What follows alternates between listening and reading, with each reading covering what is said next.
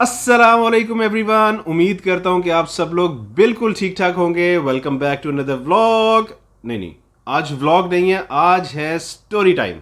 तो आज बहुत ही मज़ेदार किस्म का स्टोरी टाइम होने वाला है। इस चैनल पे 3 या 4 स्टोरी टाइम्स कर चुका हूं, ये चौथा या पांचवा होगा। ठीक है जी। अपनी निम्को शिमको बोतलें शोतलें मूंगफलियां जो कुछ भी है ना, पॉपकॉर्न वगैरह आपके पास ला के रख लें, क्योंकि ये बहुत ही मज़ेदार स्टोरी टाइम होने वाला है, यकीन करें आप मेरा। दूसरा काम आपने ये करना है कि लाइक शेयर, नहीं शेयर अभी नहीं करेंगे, शेयर आप बाद में भी कर लीजिएगा, पहले भी कर लें तो कोई मसला नहीं। लाइक करें, वो घंटी के बटन को दबाएं, सब्सक्राइब करें। मैं वेट करता हूँ आपका। आंखें बंद कर ली मैंने, देख लिया मैंने। आपने नहीं किया जी जी, आपसे, आप जो मेरी तरफ देख रहे हैं ना, आपको मैं कह रहा हूं, आपने नहीं किया सब्सक्राइब, सब्सक्राइब करें जल्दी। हाँ, अब किया ना सब्सक्राइब आपने, देखा ना, मुझे याद कराना पड़ता है आपको। तो पहली स्टोरी बिल्कुल शॉर्ट सी है और दूसरी स्टोरी कोई 6-7 मिनट की है। तो आइए पहली स्टोरी स्टार्ट करते हैं। तो हमारा इस्लामाबाद आना जाना बहुत ज़्यादा था, ख़ास तौर पे 1990s से लेके ये 2000s तक हमारा बहुत इस्लामाबाद के, मतलब बहुत ज़्यादा इस्लामाबाद के चक्कर लगे हैं। तो 2002 या 2003 की बात है। मैं, भाई, अम्मी वगैरह हम लोग ना इस्लामाबाद गए हुए थे। हमारी खाला रहती हैं वहाँ पे। एक दिन अम्मी वगैरह का प्लान बना के रावलपिंडी चलते हैं। रावलपिंडी उन्होंने किसी को मिलना था, साथ में कुछ शॉपिंग करनी थी, तो हमने कहा जी हमें भी साथ लेके चलें। तो हम भी साथ हो लिए। 2 गाड़ियों में गए हम लोग रावलपिंडी। वहाँ से अम्मी वगैरह ने शॉपिंग की, किसी को मिलना था उनको मिले, और फिर वापस इस्लामाबाद की तरफ रवा दवा। अच्छा, हुआ कुछ यूं कि बीच में बहुत सारे सिग्नल्स आते हैं। आपको पता ही है रोड पे सिग्नल्स कितने होते हैं, सिग्नल्स आते हैं बीच में। तो रावलपिंडी में फ़कीरों की तादाद बहुत ज़्यादा है। तो जी पहले सिग्नल पे रुके, कोई फ़कीर इधर से आ रहा है, कोई फ़कीर उधर से आ रहा है, कोई कह रहा है 10 रुपये दे दें, कोई कह रहा है 50 रुपये दे दें, कोई कह रहा है 100 रुपये दे दें। अच्छा, अजीब सा माहौल बना हुआ था। अगले सिग्नल पे जैसे ही हम लोग रुके हैं ना, मैंने एक अजीब सी चीज़ देखी। मैं ड्राइव कर रहा था गाड़ी। एक बच्चा सामने से आया है, एक बच्चा इस साइड से आया है, एक बच्चा इस साइड से आया है, एक बच्चा पीछे से आया है। 4 बच्चे, और चारों के ये बाजू नहीं थे। ऑलराइट, ये बाजू नहीं थे, सिर्फ ये कोनियां नजर आ रही थी उनकी। अच्छा, उस टाइम तो मैं बिल्कुल भी नहीं समझा। मैं जेब से पैसे निकालने लगा तो मुझे एकदम से ख्याल आया कि यार चारों बच्चे हैं, चारों के बाजू नहीं है, ये कैसे मुमकिन है। तो फिर मैंने शीशा नीचे किया और मैंने उनको बोला, मैंने कहा बेटा कितने पैसे चाहिए। तो जिस तरह वो मांगते हैं उस तरह उन्होंने मांगा। तो मैंने कहा मैं तुम लोगों को 50-50 रुपये दूंगा, मुझे अपने पूरे पूरे बाजू दिखाओ। उन्होंने फ़ौरन उन्होंने क्या किया हुआ था, अपने शलवार कमीज़ की जो स्लीव्स होती हैं ना, स्लीव्स उन्होंने ऊपर की हुई थी यहाँ तक, और उन्होंने कोनी को ऐसे बेंड किया हुआ था। बेंड करके उन्होंने स्लीव को यहाँ पे फंसाया हुआ था, ठीक है, ताकि ये पार्ट सिर्फ नज़र आए। अब ये देखें, ये आपको ये पार्ट नज़र आ रहा है ना, तो ये ऐसा महसूस हो रहा है कि बाजू नहीं है। ये चक्कर चलाया हुआ था उन्होंने। तो उन्होंने फ़ौरन निकाल के मुझे दिखा दिया। मैं कहा बेटा आप घर जाओ, छुट्टी करो, कोई पैसे वैसे नहीं। मैंने 1 रुपया नहीं दिया और मैं निकला वहाँ से। दूसरी स्टोरी अपने शहर लाहौर की है। मेरा ताल्लुक लाहौर से ही है, तो लाहौर शहर की स्टोरी है, और ये वाक़या है 2002 का।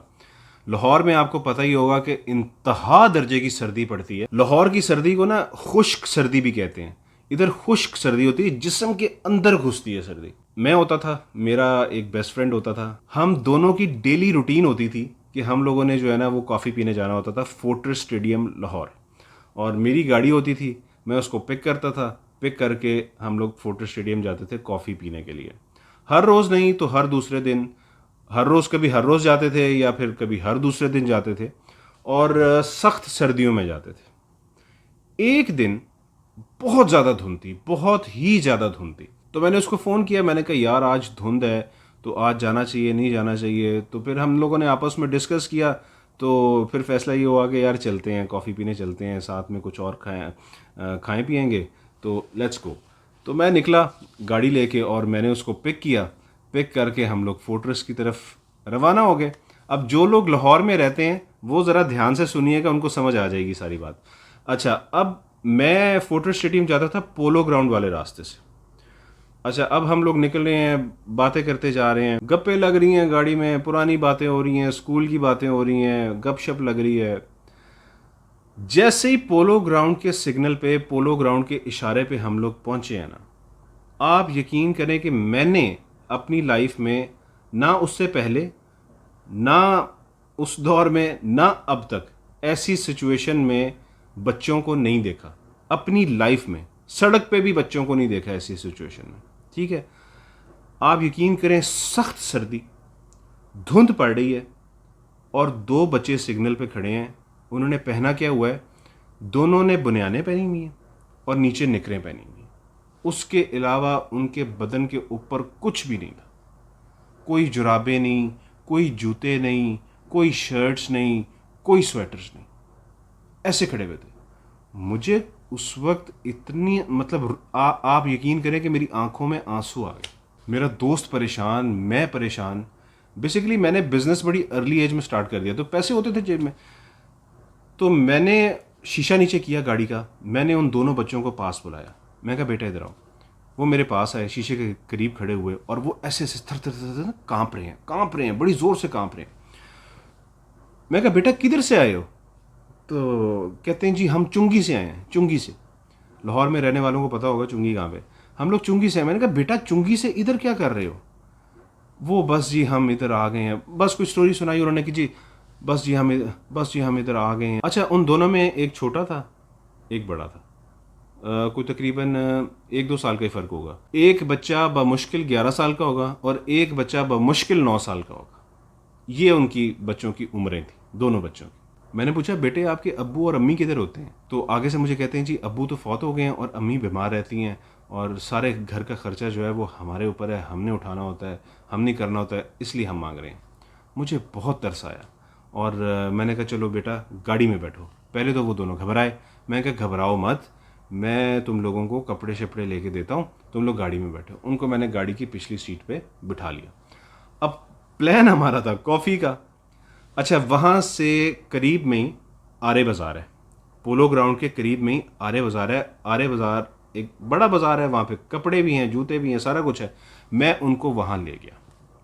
वहाँ से उनको मैंने जूते लेके दिए, वहाँ से मैंने उनको कपड़े लेके दिए, वहाँ से मैंने उनको स्वेटर्स लेके दी, वहाँ से मैंने उनको जैकेट्स लेके दी। मतलब उनको हर चीज़ मैंने प्रोवाइड की, उनको मैंने हर चीज़ लेकर दी जो ढांपने के लिए है। मतलब स्वेटर्स, जैकेट्स, शूज़, सॉक्स, जूतों के 2-2 जोड़े लेके दिए, जुराबों के जोड़े लेके दिए काफ़ी सारे। ठीक है, उसके अलावा फिर उनको मैंने पैसे दिए। मैंने उनको कोई 3-4 हज़ार रुपया दिया मैंने उनको। मैं कहा चलो जी अब गाड़ी में बैठो। फिर मैंने उनसे पूछा, मैंने उन बच्चों से पूछा, मैंने कहा बच्चों तुम लोग रहते किधर हो? उन्होंने कहा जी हम लोग चुंगी पे रहते हैं। मैंने कहा फिर इस तरह करता हूँ, मैं आप दोनों को चुंगी ड्रॉप करता हूँ, आपके घर पे ड्रॉप करके आता हूँ और आपकी वालदा से भी मिल लेता हूँ। कहते नहीं नहीं नहीं नहीं नहीं नहीं, आपने हमें जहाँ से उठाया है ना, आप हमें वहीं पे ड्रॉप कर दें। कहा कुछ और था, उन्होंने कहा जी वहीं पे आप हमें छोड़ दें। मैंने कहा ठीक है बेटा, मैं आपको वहीं पे छोड़ देता हूँ।